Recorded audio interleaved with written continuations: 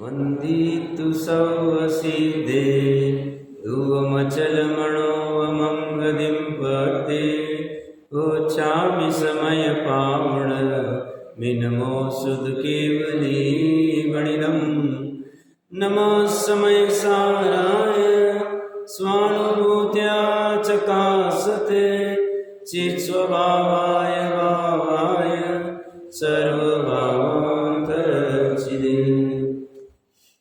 समिसार जी ग्रंथादिराज की सर्वशुद्ध ज्ञान अधिकार में 215 नंबर के कलश के ऊपर चर्चा चल रही है। आचार्य देव कह रहे एक द्रव्य के भीतर अन्य द्रव्य प्राप्त नहीं होता है, ऐसा कौन अनुभव करता है? वह पुरुष। कौन सा पुरुष? जिसने अपनी बुद्धि खोज में लगाई है। किसके खोज में? शुद्ध द्रव्य के निरूपण में। शुद्ध द्रव्य जो अनादि से शुद्ध है, अनंत काल तक शुद्ध रहेगा, ऐसे शुद्ध द्रव्य के निरूपण में जिसने अपनी बुद्धि को लगाया। और सिर्फ बुद्धि को लगा के फायदा नहीं, क्योंकि बुद्धि तो अभी भी प्रयास करता है लगाने का। वह भी 5 लब्धि में से 4 लब्धि तक चला जाता है। देशना लब्धि आदि हो गई ऐसा कहा जाता है उसका। बट ऐसा होते हुए भी जब तक तत्व का अनुभव न हो, तत्व मतलब उस शुद्ध द्रव्य का, शुद्ध तत्व का, गायक भगवान का जब तक अनुभव नहीं होता है, वो कार्यकारी नहीं है, तो दोनों चाहिए। इसीलिए लक्षणाभास नहीं किया, सिर्फ बुद्धि लगाने की बात नहीं की। बुद्धि लगाने के साथ साथ तत्व का अनुभव, ये रिजल्ट होना चाहिए होगा। नहीं तो वो बुद्धि लगाना कार्यकारी नहीं। दुरानंदुर्भवी भी लगाता है बट काम नहीं हो पाता, वो कर नहीं सकता है तत्व का अनुभव।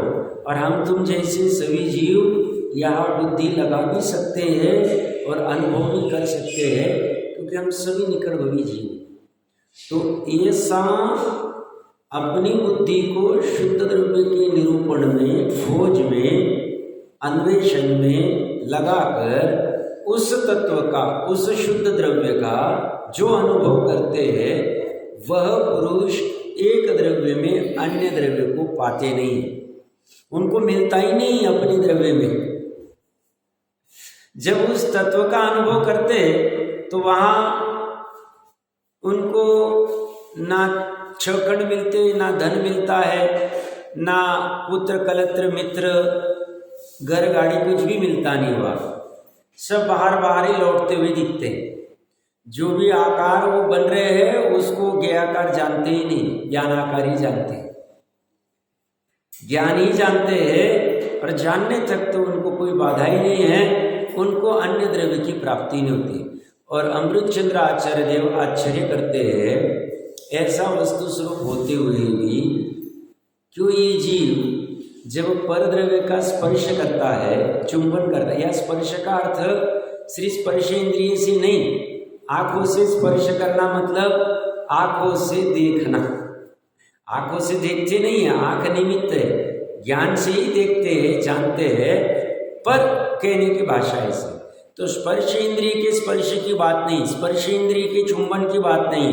संस्कृत का वर्ड चुंबन है, इसका अर्थ उस गंध का स्पर्श करना, गंध का ज्ञान करना, वर्ण का ज्ञान करना, रस का ज्ञान करना, और श्रोतेंद्रिय के संदर्भ में शब्द आदि का ज्ञान करना।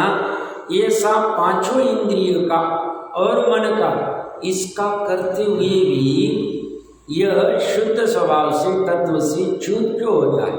कोई आवश्यकता नहीं, क्योंकि ये ज्ञान का उदय शुद्ध स्वभाव का उदय है।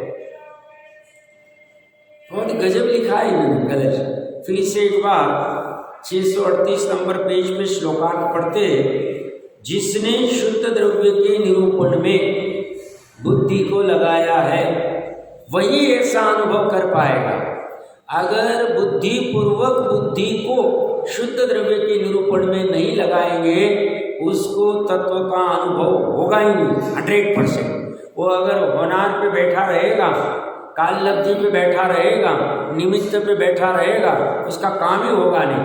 हाँ, उसने ए से शुद्ध द्रव्य के अन्वेषण की भावना की, उसके अनुषंग में साधर्म्य आदि से चर्चा की, जिनवानी को पढ़ा या अपने तत्व आदि के विचार में अपने को लगाया, उसे तत्व का अनुभव होने की पूरी संभावना है। तो पुरुषार्थ क्या हुआ? अपनी बुद्धि को बुद्धिपूर्वक अन्वेषण में लगाना, खोज में लगाना, निरूपण में लगाना, किसके? शुद्ध द्रव्य के। और ये खोज करने के लिए जो करना पड़े सब करना पुरुषार्थ कहा जाए, विशुद्धि कहा जाए। क्यों? हमने बुद्धिपूर्वक वो ऑप्शन छोड़ दिया और ये ऑप्शन ग्रहण किया। उस ऑप्शन में हमारी तीव्र कषाई थी, उस ऑप्शन में हमारी अशुद्धि थी, पाप था, हमने उसको छोड़ा और हमने ऐसा ऑप्शन ऑप्ट किया। अभी हमारी निर्विकल्प अनुभूति नहीं हुई, अभी शुद्ध उपयोग नहीं हुआ, अभी तत्व की अनुभूति नहीं हुई, फिर भी हमने अपनी बुद्धि को ऐसे लगाया कि जहां पे अवसर बना रहे तत्व के अनुभव का, वो सब हम करें, वो पुरुषार्थ में आए। फिर उसको भले हंसी मजाक वाले कहते हैं, रात्रि भोजन त्याग भी उसमें आएगा, अन्याय नीति अभक्ष का त्याग भी विशुद्धि लब्धि में आएगा, 100% आएगा। और देशना लब्धि में स्वाध्याय और उसके ऊपर विचार, उस तत्व को धारण करने का विकल्पात्मक, ये दोनों पुरुषार्थ में आएगा। शैप्शम और प्राय के छोड़ दो, वो तो कर्मों में जो होना है होगा। विशुद्धि और देशना अपने हाथ में, ये दोनों कर दे, करण लब्धि होए तो होए, नहीं होए तो नहीं होए, देख लेंगे उसका क्या करना। अंत कोड़ा कोड़ी होए तो होए, नहीं होए तो नहीं। हम अपने काम को कर रहे हैं, विशुद्धि के लिए कर रहे हैं और देशना के लिए कर रहे हैं, दो हमारे हाथ में पुरुषार्थ। वो करेगा, वहां फिर कोई नाटक करेगा तो वो खुद फंसेगा। तो बुद्धि को स्वयं उसमें लगाना, शुद्ध द्रव्य एक ही वस्तु का निरूपण करने को कह रहे, खोज करने का। अब इस एक वस्तु की यथार्थ निरूपण खोज होने के लिए पर वस्तु क्या होती है वो पता होना चाहिए, ताकि पर का एक अंश इसमें मिले नहीं, शुद्ध द्रव्य में शुद्ध द्रव्य का एक अंश हमसे छूट नहीं जाए। इसलिए पर से भिन्न शुद्ध द्रव्य का निरूपण में जो अपनी बुद्धि लगाता है। फिर पर में बहुत वेद प्रभेद है, अनंत पर। फिर जाति अपेक्षा से पुद्गल, धर्म, अधर्म, आकाश काल, अन्य जीव, फिर उनमें और भेद प्रभेद फिर करते ही जाओ, कितना करना है उतना करो। वो लगाता है और साथ साथ में जो तत्व का अनुभव करता है, तत्व की प्रतीति करता है, वह पने का अनुभव करता है। तत्व वह पना किसका? उसका, तत्व का। तत्व मतलब पदार्थ, पदार्थ का वह पना, उसका जो अनुभव करता है। मेरे पदार्थ का वह पना क्या है? शुद्धता है, निर्मलता है, एक पना है, ध्रुवता है, अखंडता है। उसका जो अनुभव करता है, उस पुरुष को एक द्रव्य के भीतर, अपने चतुष्कय के भीतर या दूसरे द्रव्य के, परमाणु जैसा छोटा द्रव्य है उसके भी भीतर कोई अन्य द्रव्य रहता हुआ कदापि भाषित नहीं होता। एक द्रव्य में आत्मा ही नहीं कि मेरे में ही दूसरा द्रव्य नहीं रहते। सभी जितने विश्व में द्रव्य है, संख्या अपेक्षा से अनंत, उनमें हमें मतलब उस पुरुष को अन्य द्रव्य मिलता ही नहीं। मतलब ये जो परमाणु है, ये अनंत परमाणु से बना है। इस परमाणु ने अपने परमाणु तत्व को छोड़ा ही नहीं, ये माइक्रो परिणमित हुआ ही नहीं। इसको हमने अनंत परमाणु के समूह को माइक नाम दे दिया। ये कहता है मैं कुछ नहीं, मैं तो अभी भी मेरे रूप में परिणमित, मेरा ध्रुव रूप परिणमित हो रहा है। उत्पाद सब उत्पाद में परमाणु की पर्या और स्कंद की पर्या में तो फर्क पड़ गया है। यही तो विचित्रता है उस उद्गल परमाणु की सामर्थ्य की, कि जो स्कंद रूप भी हो सकता है, परमाणु रूप भी हो सकता है। इसमें दूसरा द्रव्य आया ही नहीं, आ सकता नहीं। दूध में पानी आ ही नहीं सकता, वो तो ऐसे भी दो स्कंद है, अन्योन्य भाव है। ये तो अत्यंत अभाव की चर्चा कर रहे हैं। अत्यंत अभाव है, एक द्रव्य में दूसरे द्रव्य का अत्यंत अभाव। फिर ब्रह्म से भले ही दूसरे द्रव्य को अपना कह दो, हमें उनका कह दो, कहने मात्र से वो हो जाते नहीं है। इसलिए कह रहे एक द्रव्य के भीतर, उसके चतुष्कय के भीतर कोई भी अन्य द्रव्य रहता हुआ कदापि भाषित नहीं होता है, और ये रहते नहीं एक दूसरे में। इसीलिए एक द्रव्य दूसरे द्रव्य का कुछ कर नहीं सकते, और इसीलिए क्योंकि करने के लिए भीतर जाना पड़े, बाहर रह के कर नहीं सकते, और भीतर जा नहीं सकते इसलिए कर नहीं सकते। इसलिए आदिनाथ मारीच का कुछ नहीं कर पाए, तीर्थंकर होके भी अपने पौत्र का तो 3999 राजा का भी कुछ नहीं कर पाए। वो तो अपने स्वयं से परिणमित हुए, ठीक हो गए उनकी परिणति। आदिनाथ भगवान ने 3999 का भी कुछ किया नहीं और मारीच का भी कुछ किया नहीं, कर सकते नहीं। व्यवहार से कहने में आएगा 3999 को सही रास्ते पे तीर्थंकर भगवान ने लगाया, और व्यवहार से कहने में आएगा कि उसके कर्म ऐसे उदय थे मारीच के कि वो भगवान की वाणी समझ नहीं पाए, वहाँ कर्म पे लगा देंगे निमित्त रूप में। ऐसा चलता रहेगा। ये व्यवहार के कथन अनेक प्रकार के। हमने अभी पिछली 10 गाथाएं देखी, उसमें सिर्फ डेमो के लिए उन्होंने 3-4 पे घटित करके दिखाया। वो बोलता है ऐसा सब में घटित कर लो आपकी जितनी ताकत है, क्योंकि व्यवहार के तो अनेक भेद प्रभेद होंगे। परम शुद्ध निश्चय का एक ही भेद है, वहां नहीं। सब भव्यत्व अभव्यत्व एक पर्यार्थिक न्याय का विषय, जीवत्व सत्यपना परम पालना भाव एक ही भाव, वहां भेदता है। तो एक द्रव्य के भीतर कोई भी अन्य द्रव्य रहता वहां कदापि कभी भी नहीं मिलेगा, भाषित नहीं होता है। और जो ज्ञान ज्ञेय को जानता है, ज्ञान में जो ज्ञेय का आकार बना है, जो जानने में आ रहा है, वह तो यह ज्ञान के शुद्ध स्वभाव का उदय है। शुद्ध स्वभाव है हमारा, ये दोष नहीं। और देखो अपने बौद्ध भाई का खंडन तो पिछले जैसे आचार्य देव ने किया ही।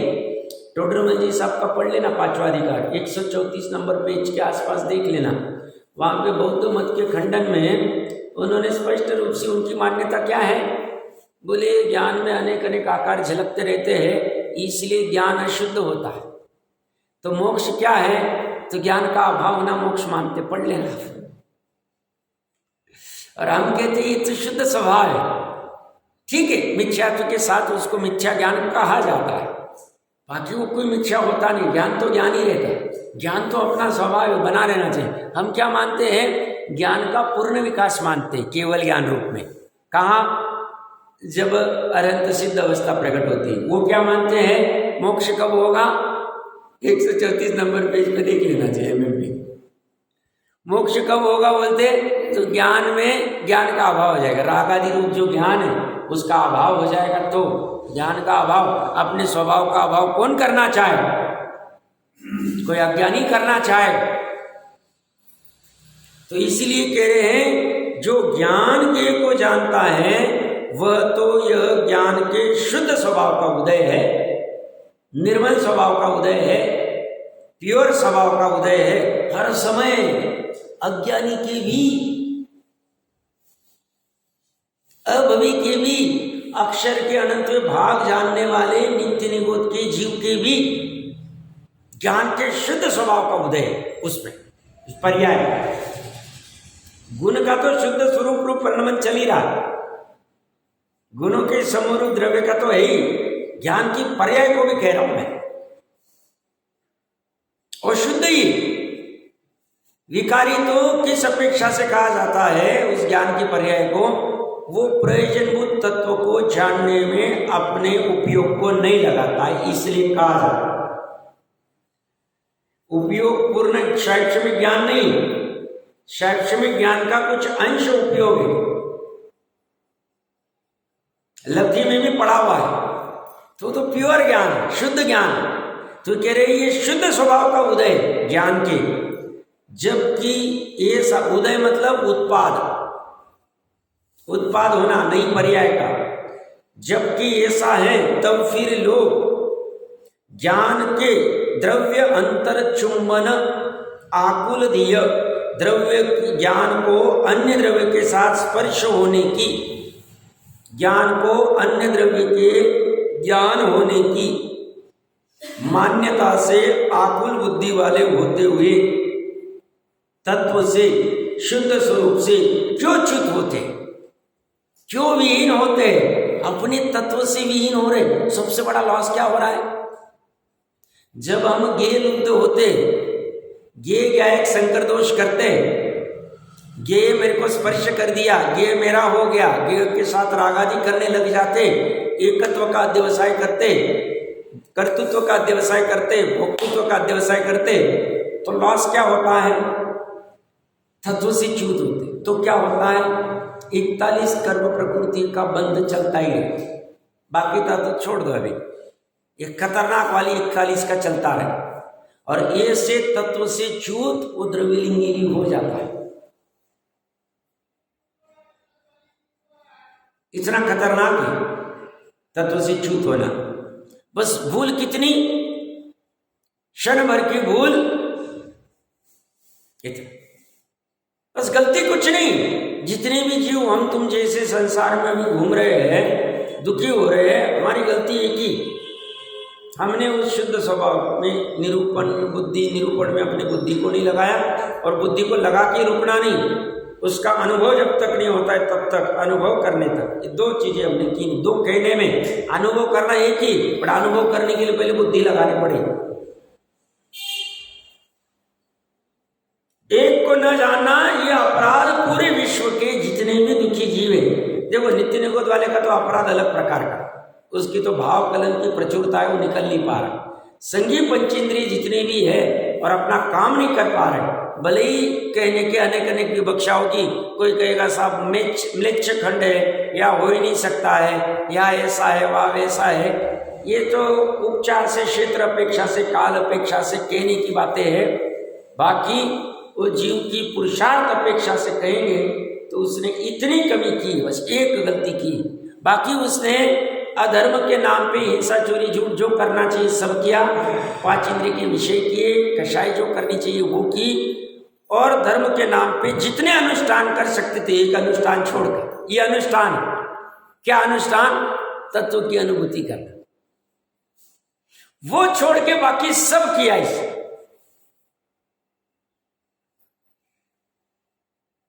और उससे वो च्युत हो जाता, उधर उधर तत्व से च्युत हो गया तो कहते आकुलता को भोगे।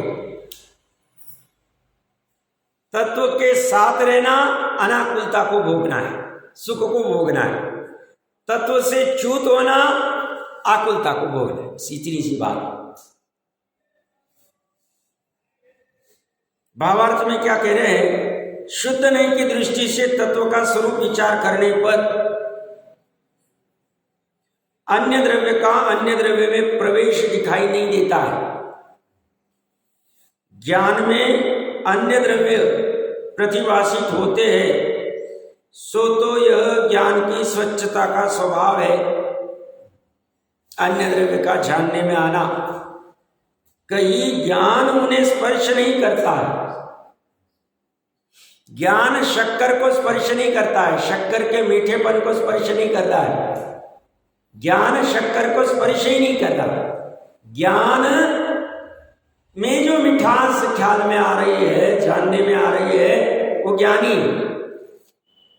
शक्कर का स्पर्श नहीं है, मिठास का स्पर्श नहीं, मिठास का अनुभव नहीं। कहीं ज्ञान उन्हें स्पर्श नहीं करता अथवा वे ज्ञान को स्पर्श नहीं करते, दोनों अपेक्षा। ऐसा होने पर भी ज्ञान में अन्य द्रव्यों का प्रतिभास देखकर यह लोग जो मोह अंधकार से व्याप्त है, भ्रम से व्याप्त है, संपूर्ण लोग महामोह अंधकार से व्याप्त है, यह लोग ऐसा मानते हुए ज्ञान स्वरूप से च्युत होते हैं कि ज्ञान को परज्ञ के साथ परमार्थ संबंध है। परमार्थ का अगर डिक्शनरी में अर्थ देखें तो नित्य संबंध है, अबाधित संबंध है, ऐसा वो मानता है। परमार्थ का एक अर्थ वो भी होता है, परम मतलब उत्कृष्ट अर्थ, बट यह कह रहे परमार्थ मतलब नित्य संबंध है, अबाधित संबंध है, भलाई वाला संबंध है, परगे के साथ में ये मेरे भले करने वाले वास्तविक संबंध है, ऐसा वह यह उनका अज्ञान है।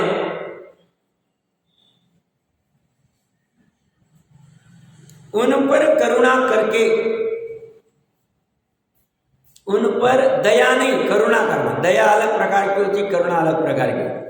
उन पर करुणा करके आचार्य देव कहते हैं कि यह लोग तत्व से क्यों च्युत हो रहे हो, मतलब तत्व से च्युत मत हो, अपने स्वभाव से च्युत मत हो, और इसी में परम कल्याण है। क्या?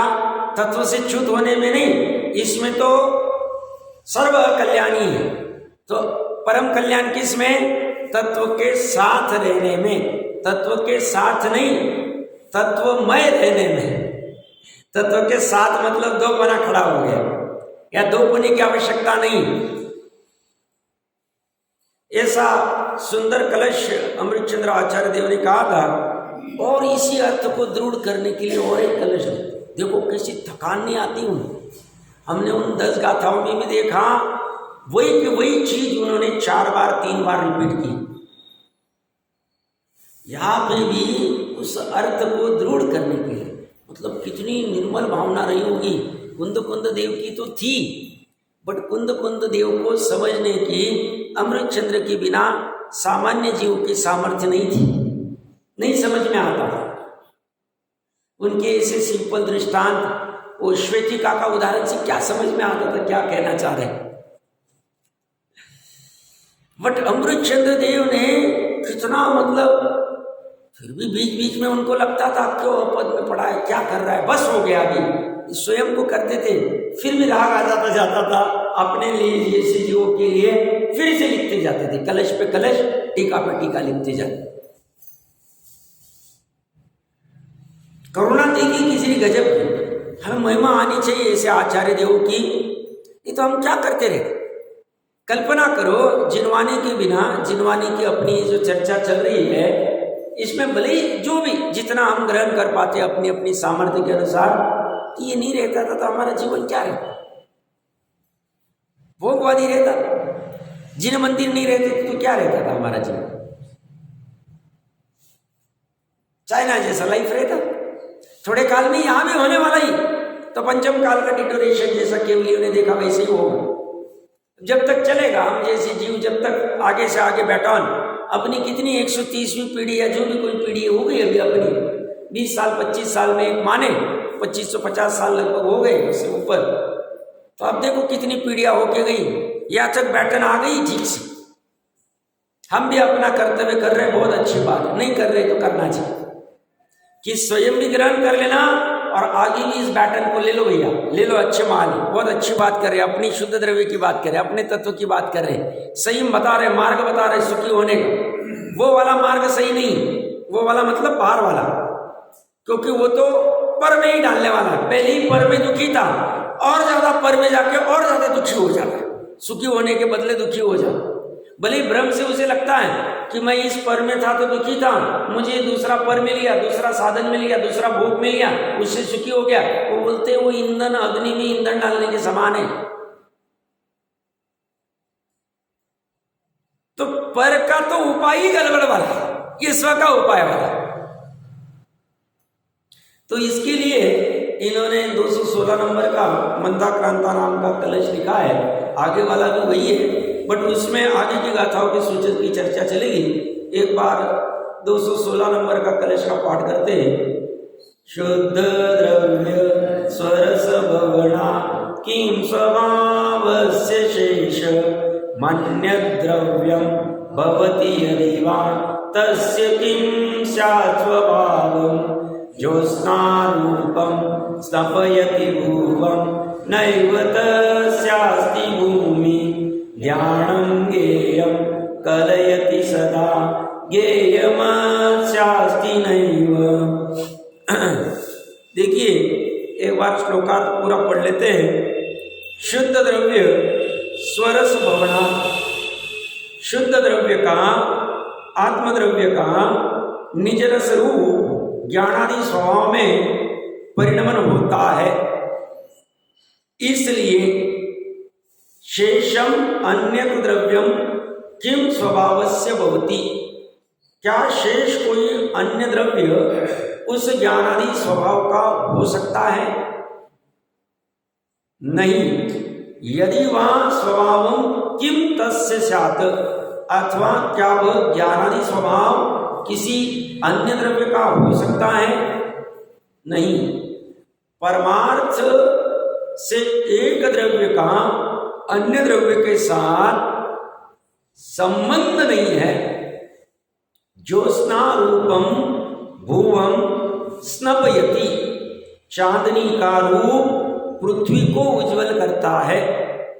भूमि तस्य न एव अस्ति, तथापि पृथ्वी चांदनी की कदापि नहीं होती। ज्ञानम ज्ञेयम सदा कलयति, इस प्रकार ज्ञान ज्ञेय को सदा जानता है, सदा हमेशा। भले ही तीन लोग तीन काल के हमेशा से जान नहीं है, वो तो केवल ज्ञान होने के बाद जानेंगे। जितना जानते हैं अक्षर के अनंत विभाग, तो अक्षर के अनंत विभाग, पद समास आदि 20 वेद देख लेने चाहिए प्राबुद आदि पूरा विस्तार से गोमठ सारी जीवकांड की टीकाओं में। तो वो तो जो भी कोई जाने सदा जानने का स्वभाव बनाए। नींद में भी, कोमा में भी, वेंटिलेटर पे भी, आईसीयू में भी, कहीं भी आप डाल दो, अगर वह चैतन्य पना है विग्रह गति में भी सदा चांद पना बना रहे। अब क्या जानते हैं? केवल ज्ञान करना पड़ेगा प्रकट कि विग्रह गति में कौन सा जीव क्या जानता है, हम नहीं पकड़ सकते।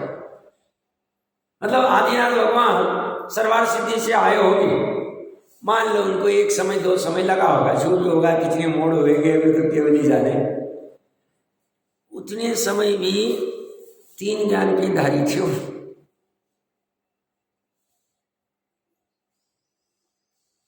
तीन ज्ञान की स्वयं की पर्याय हो रही थी। उपयोग में भले मति ज्ञान होगा या शुद्ध ज्ञान होगा या अवधि ज्ञान, तो केवल ही जाने, हम नहीं जान सकते। शरीर नहीं अवधारिक आदि, वैकल्पिक आदि, मात्र कार्बन शरीर है और तेजस शरीर, बस दो ही शरीर। सामर्थ्य देखिए, सदा की बात कर रहा हूं, सदा जानना अपना स्वभाव।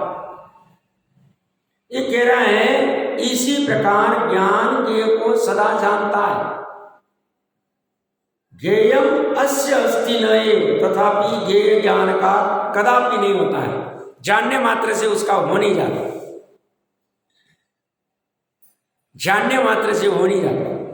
कोई हमारे साथ में एक जगह से दूसरी जगह प्रवास में साथ हो जाए और हम उनके साथ 2-3 घंटा बात कर ले, उतने मात्र से वो अपना हो नहीं जाता। जैसे हम कुछ प्रकरण सुनते हैं बाहर में लौकिक के, कोई लड़का लड़की एक ही साथ ट्रेन में ट्रैवल कर रहे थे, 2 घंटे बाद भी लड़की को लगा या लड़के को लगा, किसी को भी लगा, अपने को कोई नहीं, कि हमारे हो सकते इनको हमसे प्यार हो गया, हमको इनकी प्यार हो गया, और ऐसा करके वो प्रयास करते,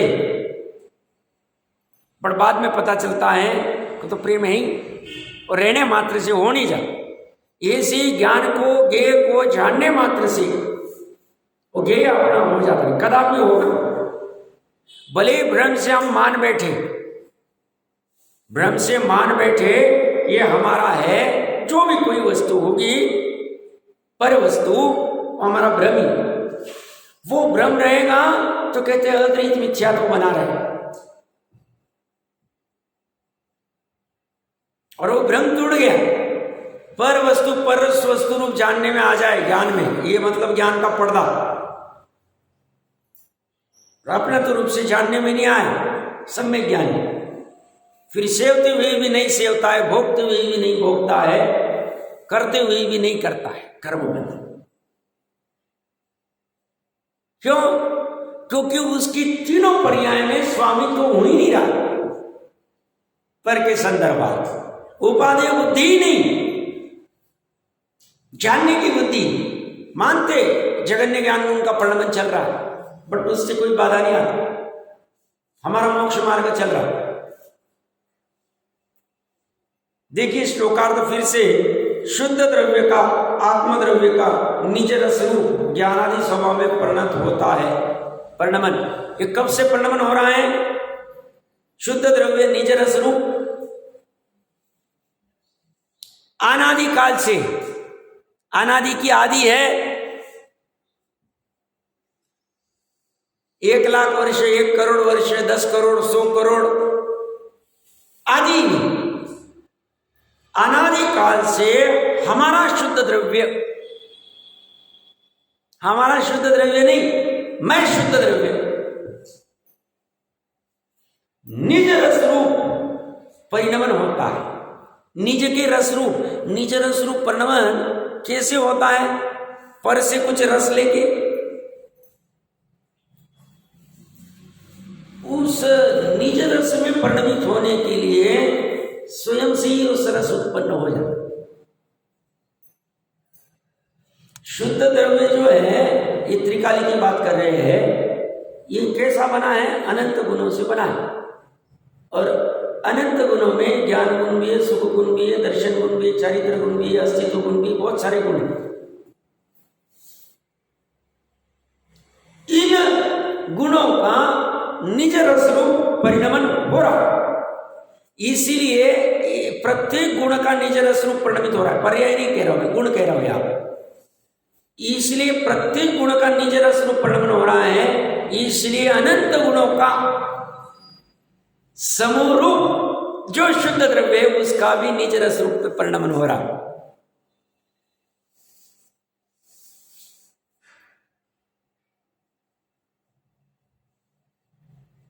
ज्ञान गुण का कैसे परिणमन हो रहा है? निज रस रूप केवल ज्ञान गुण। सुख गुण का अव्याभास सुख रूप, अनंत सुख रूप। शैक्षणिक सुख रूप या शैक्षणिक ज्ञान रूप परिणमन नहीं होगा। अगर वैसा होता है तो वो अशुद्धता, क्योंकि शैक्षणिक को शुद्ध नहीं माना। और जो स्वयं अशुद्ध है, एक देश है, पूर्ण नहीं है, निर्मल नहीं है, पर्याय को कैसे नियाल करेगा? कर नहीं सकता।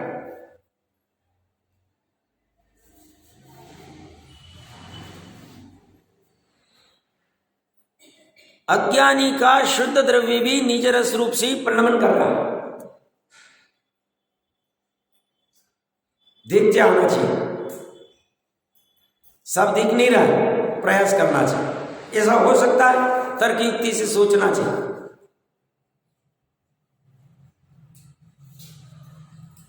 कितना भी टाइम लगे, ऐसी शंकाओं का निरसन करने के लिए पूरा उपयोग लगाना चाहिए। कैसे निज रस रूप परिणमित हो रहा है? कहां से आता है ये रस?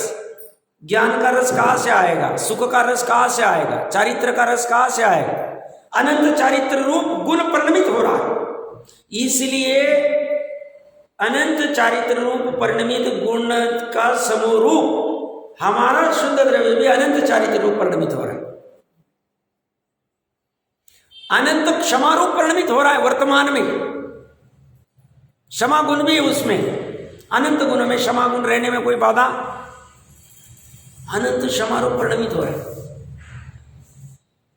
अनंत मार्दव, आर्जव आदि आदि रूप परिणमित हो रहा है, और वो स्वयं से हो रहा है। उसमें ऐसी क्या कैपेसिटी है कि वो उस रस का कभी अभाव होता नहीं, निज रस का अनंत काल तक कभी अभाव होगा नहीं। भूतकाल में वहां नहीं, वो पेट्रोल खाली नहीं हो, टंकी भरी की भरी रही, और वो भी फुल।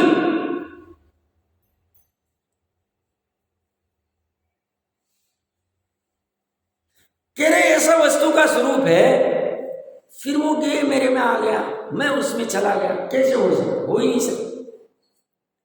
जब निज रस से मैं परिपूर्ण हूं, प्रत्येक द्रव्य परिपूर्ण है, उससे परिणमित हो रहा है, उसे कोई कमी महसूस नहीं हो रही है, क्या कर सकते? सब पर्याय में तो कमी है। पर्याय की विचित्रता ऐसी है, उत्पन्न होती अगले समय नष्ट होगी। वो दूसरे को वो लेने जावे तब तक तो नष्ट हो जाता है।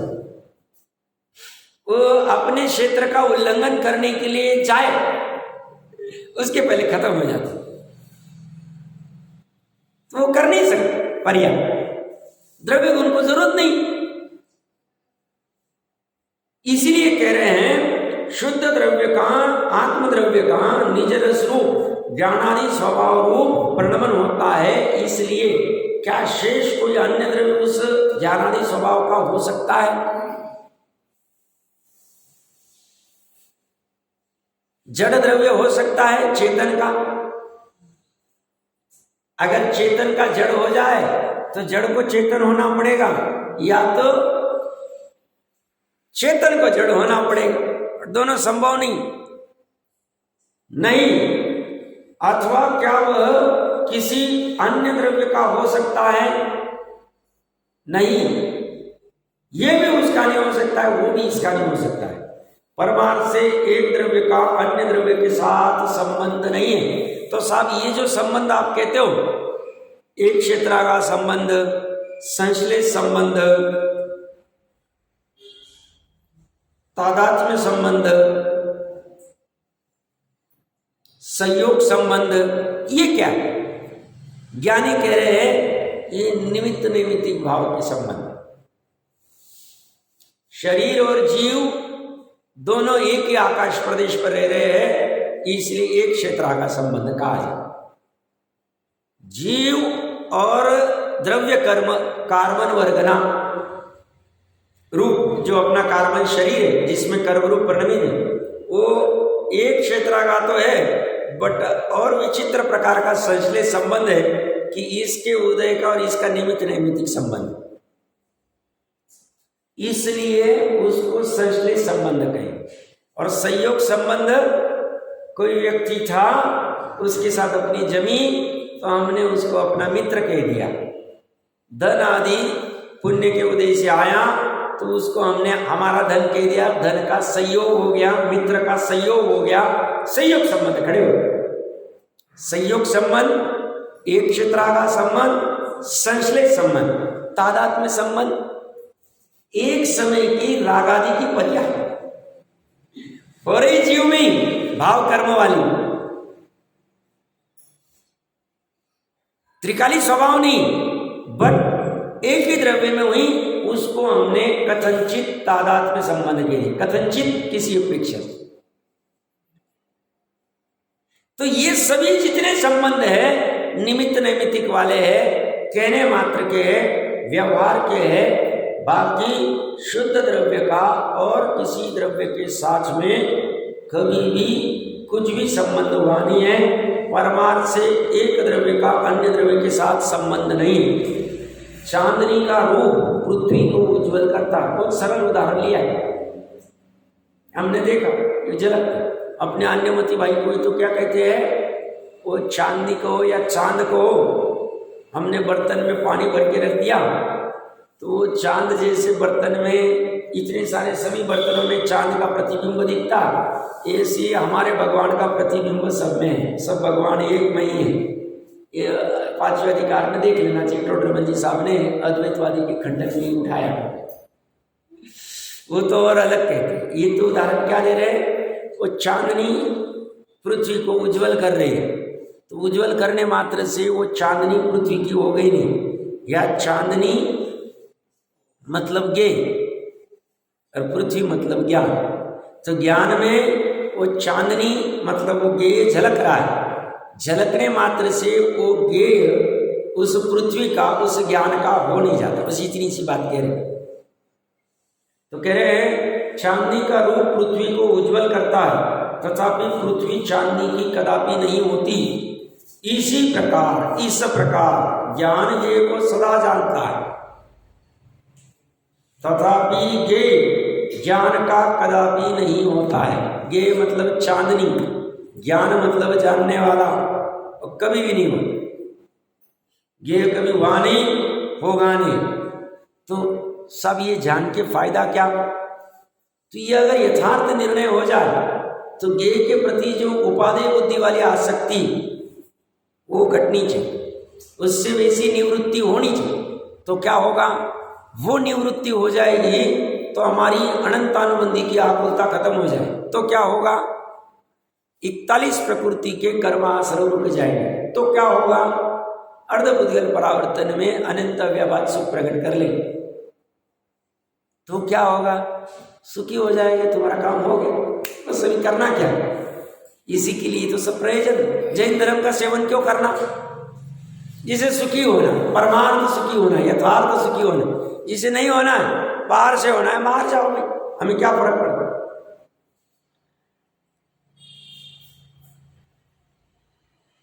सुखी होने के लिए सब इतना उद्योग चल रहा है, सब चर्चा चल रही है, हम सुन रहे हैं, हम चर्चा कर रहे हैं, उसके ऊपर विचार करेंगे, बुद्धि लगाएंगे, वहां अनुभव कर ले। प्रोसेस इतनी सी। भावार्थ में कह रहे, शुद्ध नय की दृष्टि से देखा जाए तो किसी द्रव्य का स्वभाव किसी अन्य द्रव्य रूप नहीं होता। कोई कहेगा सब क्यों नहीं होता, हमें बताइए। ज्ञानी कहते हैं स्वभाव में क्यों नहीं चलता। नमक खारा क्यों है, प्रश्न मत पूछो। नमक मीठा क्यों नहीं, शक्कर खारी क्यों नहीं, मिर्च तीखी क्यों है, मिर्च मीठी क्यों नहीं, प्रश्न मत पूछो। वैसी है, जान लो, तुम्हें चाहिए तो मिर्च नमक शक्कर का यूज कर लो, नहीं चाहिए तो रहने दो, उसका स्वभाव जान लो।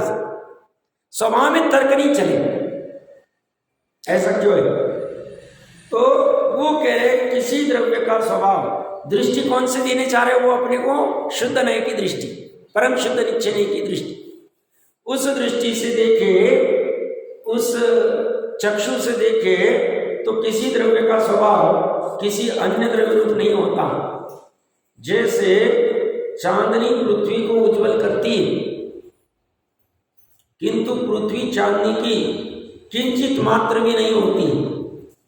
इसी प्रकार ज्ञान ज्ञेय को जानता है, किंतु ज्ञेय ज्ञान का किंचित मात्र भी नहीं होता।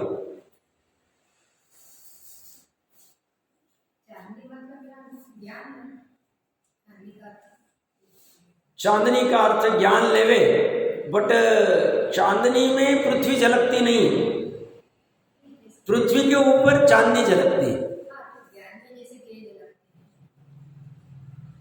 हाँ, अच्छा, मतलब मैंने कहा था चांदनी गे कहा था, तो आप कह रहे कि चांदनी अगर ज्ञान लेते तो क्या होगा, तो पृथ्वी उसमें झलकाती। ठीक है, उस अपेक्षा से भी चल सकता है। हाँ, इसी प्रकार पृथ्वी को उज्जवल करती, किंतु पृथ्वी चांदनी की किंचित मात्र भी नहीं होती है।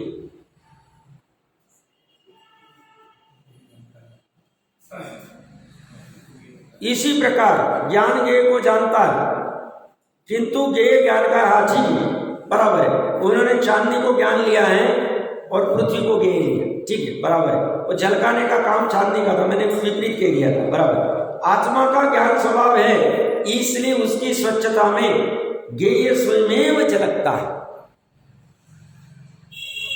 साहित्य में ज्ञान वाले के भी, कुमति ज्ञान को श्रुत ज्ञान वाले के भी ज्ञेय स्वयमेव झलक रहे।